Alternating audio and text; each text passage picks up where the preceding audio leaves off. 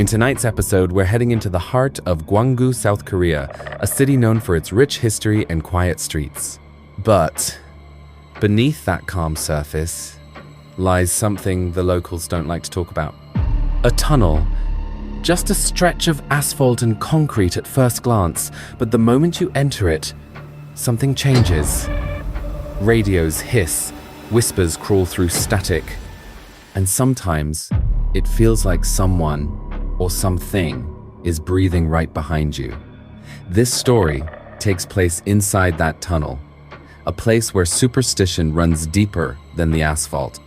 And if you've ever driven through it after dark, you'll understand why. Let's dive in. The main character in tonight's story is Min-jun, a 27-year-old delivery driver from the outskirts of Gwangju.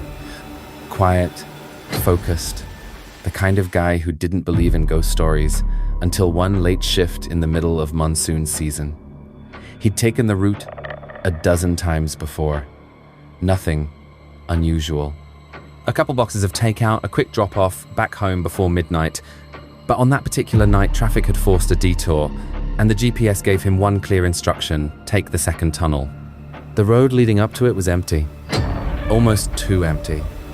Rain tapped against the windshield like fingertips. The kind of sound that makes your neck tense without knowing why.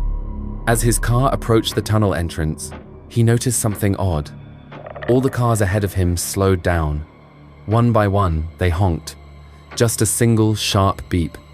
Then kept driving. At first, Minjun thought it was some kind of local custom, maybe a signal to warn other drivers, but no one had ever mentioned it to him before. He reached for the volume knob to turn up his radio, but the station had already started to hiss. Faint static, then silence, then a whisper. It wasn't in the music. It was something else entirely. His fingers froze midair, and then, just like that, it was gone. He shook it off, told himself he was tired, that it was just interference from the tunnel walls. But as the lights dimmed and the darkness swallowed the car whole, he couldn't shake the feeling that something had entered the tunnel with him, something that hadn't been there before. The tunnel stretched on longer than Minjun remembered. Too long. The headlights only reached a few meters ahead, swallowed by damp concrete and shadows that seemed to move on their own. He kept his eyes on the road, one hand on the wheel, the other hovering near the volume dial. The whisper was gone, but the silence felt heavier than before. Oppressive, like being watched. Halfway through, the engine started to hum in an odd rhythm. Not loud, just off. Almost like it was syncing with something unseen. He checked the rearview mirror out of habit and immediately regretted it. For the briefest second, something shimmered in the backseat.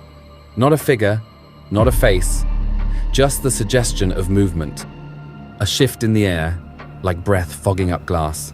But when he turned around, the seat was empty. He let out a shaky laugh and muttered to himself. Told himself it was condensation. Or a trick of the light. Maybe even the taillights from a car behind him, except there wasn't one. He was completely alone. No headlights in the rear view, no car in front, just him, the tunnel, and that growing feeling in his chest that something wasn't right. Then his radio flickered back on, without him touching it.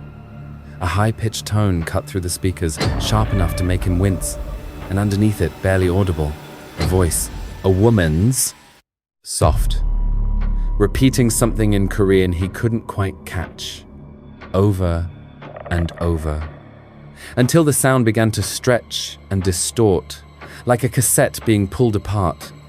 He slammed the volume off, gripped the wheel tighter, and told himself he'd imagined it. But deep down, Minjun knew this wasn't just interference. Something else had joined him, and it hadn't said its last word yet. The radio stayed silent, but the tunnel didn't. Somewhere behind the engine's low rumble, Minjun began to hear something else. Not through the speakers this time, through the walls. It started as a low, rhythmic tapping. Soft at first, like raindrops on glass. But it wasn't raining inside the tunnel, and the sound didn't match the speed of the wipers or the tires or anything mechanical. It was inconsistent, human, almost like footsteps. Minjun tried to focus on the road. The end of the tunnel had to be close now. He'd been inside for minutes. Too many minutes. That stretch of road was only supposed to take 30 seconds. A minute, tops. But the exit never came. Then, the car ahead appeared. A white sedan. Just sitting in the middle of the tunnel, hazard lights blinking, but no one inside. He slowed down, rolled down his window slightly, and stuck his head out just far enough to shout. No answer. The car was running, door slightly ajar, but there was no movement, no driver. Just that blinking light, clicking steadily, like a metronome, marking the seconds. He swerved around it, kept driving, then something new. A flicker of light behind him. Headlights. But they weren't coming from the sedan. These lights were too far back, too low to the ground, and moving too fast. A motorcycle? He glanced back again. No bike, no car. Just the sudden suffocating feeling that something was right on his bumper. Chasing, but never quite arriving. That's when the voice returned. This time, not from the radio, not from the walls, inside the car. The same woman's voice, still soft, still unintelligible, but closer now, like she was sitting behind him, her breath brushing the back of his neck. Min-jun didn't dare look. His hands began to sweat, the steering wheel slick beneath his fingers. Then, out of the corner of his eye, movement in the side mirror. A reflection of something long-haired and pale crawling along the ceiling of the tunnel just above his car, limbs bending at impossible angles, trailing just fast enough to stay beside him. It moved like it was suspended in water. Slow, smooth, too graceful to be human. His instincts screamed at him to get out. But there was no exit. The tunnel kept going, and the air inside grew colder with each passing second. And then, another car, a black taxi, parked just ahead with the door wide open. An old man stood beside it, eyes fixed on Minjun's car, not blinking, not moving, just watching. As Minjun passed, the man raised a hand, not to wave, to signal something. He held up one finger, just one. Minjun didn't understand. He drove past. Then his dashboard lit up. The gas gauge plummeted. The needle hit empty. The car began to shudder. And still, the tunnel continued. No end in sight. No sound except that whisper behind him growing louder. Sharper, like it was learning how to speak. Then finally, just ahead, he saw it. The faint outline of daylight. But the voice wasn't done with him yet. Just as the light at the end of the tunnel came into view, the car shut off. Everything died. Engine, dashboard, even the headlights. Minjun slammed the brakes, but there was no resistance. The wheel locked, the car drifted to a halt in total silence. No sounds, no whispers. Just a thick, suffocating stillness. Then, the rearview mirror tilted on its own. Not by vibration, not by gravity. It turned slowly, deliberately, pointing straight at the back seat. Minjun's breath caught in his throat. His hand reached toward the mirror to turn it back, but stopped halfway. Because he saw it. A face. Faint. Pale. Pressed up just behind him. Hair hanging over empty eyes. Lips not moving, but he could still hear her. The voice wasn't whispering anymore. It was humming. A low, eerie lullaby, like a mother singing to a child who never made it home. The air inside the car turned cold enough to sting. The windshield fogged from the inside. Words began to form in the condensation. Slow, trembling letters dragged by something unseen. It spelled his name, Min-jun. Then another message. Stay. Outside, the exit loomed barely 30 meters away. Daylight. Safety. But the doors wouldn't open. The lock clicked back down every time he tried. Over and over. Like something didn't want him to leave. He screamed, slammed his fists against the glass. And just then, just as he was about to give up, the woman behind him moved. Not forward, but straight through the seat. Her hand passed through the leather, through him. And suddenly, Min-jun wasn't sure if he'd ever left the tunnel at all. The doors finally gave in with a loud click. Min-jun stumbled out of the car, gasping for air as if he'd been underwater. His legs were trembling, his chest tight, but he ran.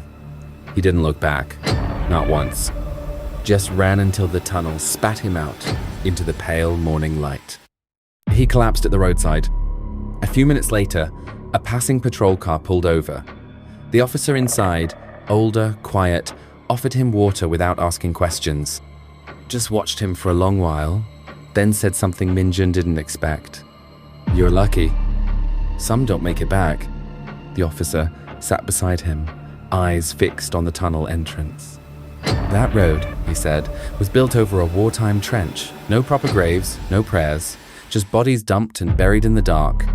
Every few years we get a driver like you, alone, at night when the veil's thin." Minjun asked him what the voice was, what she wanted.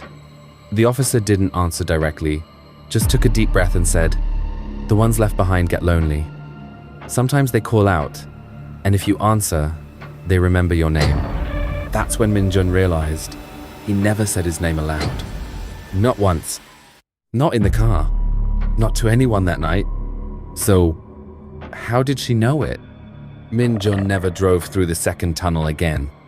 He switched routes, stopped doing late-night deliveries, even got a new car. He told his boss he'd had a panic attack in the tunnel, left out everything else. There are no words for the things that don't belong in language. What do you even say? That the tunnel whispered his name? That something climbed through the back seat without ever opening the door? But even with new roads and new tires, the feeling didn't leave. He kept catching shadows in the side mirror, hearing faint hums when the car was off. The radio would flicker sometimes, pausing on static for just long enough to make him sweat. A few weeks later, curiosity got the better of him.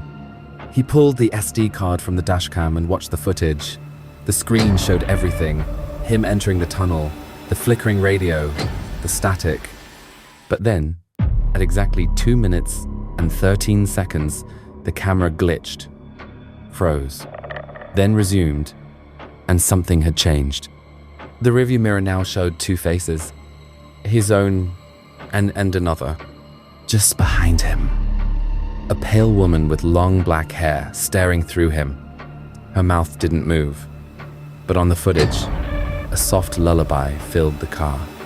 One he hadn't noticed that night, but recognized instantly now, a song his mother used to hum to him when he had fevers as a child, a song no stranger could ever know. Then something even worse. For exactly 3 frames, his own face in the rear view changed. Just a flicker. A frame most people would miss. He was smiling, eyes wide, mouth curled up in a grin, far too large for his face. It wasn't a human expression. It looked like something else was wearing him like a mask. Something enjoying the ride. He deleted the footage that night, burned the SD card in a metal tray on his balcony, and watched the plastic melt until it curled inward like it was trying to scream. He moved out of Gwangju the following week, left behind the job, the car, the story. But even in his new apartment, far from the tunnel, the silence lingered. Late at night, his phone buzzed. No number, no caller ID, just one message. Thank you for not looking back. That was the last straw. He changed his number, smashed the old phone with a hammer, and left it on a train platform. But the lullaby followed. Sometimes, when he's stuck at a red light, he hears it in the vents. When he drives under overpasses, he swears the shadows above crawl instead of stretch. And every now and then, when he's tired, distracted, just for a second, he sees her. Not in the back seat. In the mirror, smiling. I hope you enjoyed this video. If you liked this video and want to listen to more true horror stories from Asia, feel free to subscribe and put on your notifications. I upload at least 3 times a week. Wish you all the best.